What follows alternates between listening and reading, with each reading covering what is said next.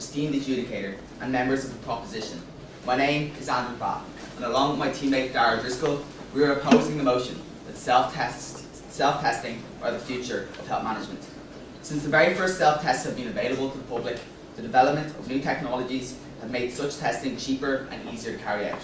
Nowadays, over 1,000 tests are available through the internet and by mail order, with a considerably less number available in pharmacies and shops, where a more restricted range is marketed.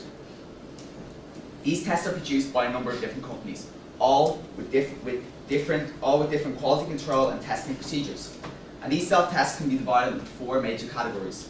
Screening tests, which aim to identify if someone is likely to have a disease. Diagnostic tests, whose purpose are to give a definite answer as to whether the individual has a particular disease or condition. Monitoring tests, which track the progress of a known existing condition. And predictive tests, which use genetic and other information to assess if an individual is at increased risk of developing a disease. Some of the tests require the results to be sent by post to a laboratory for analysis, generally because certain expertise or complicated technology is needed, but the majority of the tests can be completed at home, and that is where the most obvious problem presents itself. For such tests, there is an incredible potential for the results to be misinterpreted by the user, perhaps allowing them to believe that they are free of a disease that they are not, or even suffering from one when in fact they are perfectly healthy, and not to mention the possibility of the tests being faulty. To name a few of the diseases that self-tests are available for, and are simply listed on the DSI pamphlet: bowel cancer, chlamydia, cystic fibrosis, celiac disease, and prostate cancer. I'm afraid with such diseases, and countless others, room for error is barely existent. We cannot take chances that we cannot afford to take. Now, the proposition might tell us here that doctors, being only human, can also make mistakes with diagnosis. But with their experience and their expertise, they can go back and inform patients, as Dáire has mentioned, something that testing kits cannot do. We must ask ourselves, could people actually be harmed by self-testing if they are used or interpreted inaccurately? I'm afraid the answer is yes. An example of a screening test in general use is a test for prostate cancer. Prostate cancer is the most common cancer to affect men in the UK and Ireland. So on the surface, a home testing kit available for just under €20 is a very good idea, but there's a problem.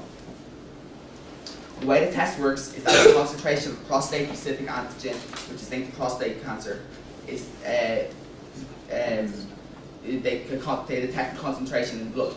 The problem is that the PSA test can often give a positive result of prostate cancer to a perfectly healthy individual. Also, prostate cancer can come in a variety of different forms, with which there is no differentiation between in the results of the test. If such tests are the future of health management, then how can we allow such glaring faults to exist? We must also look at the ethical questions involved with self-testing. I'll take as an example HIV home testing kits, which are accompanied with a number of different ethical issues which apply to many other different tests for different diseases.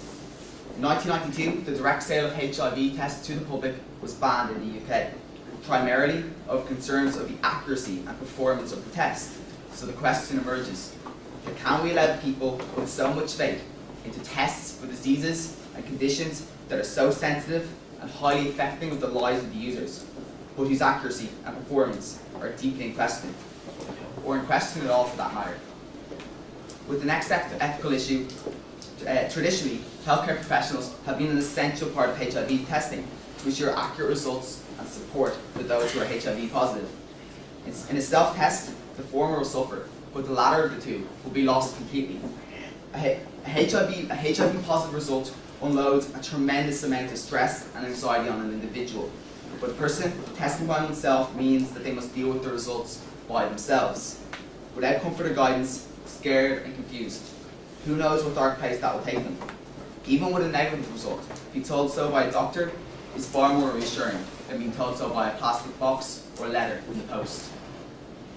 In our speeches, both Dáire and I have clearly outlined the dangers and issues regarding the public's use of self-testing.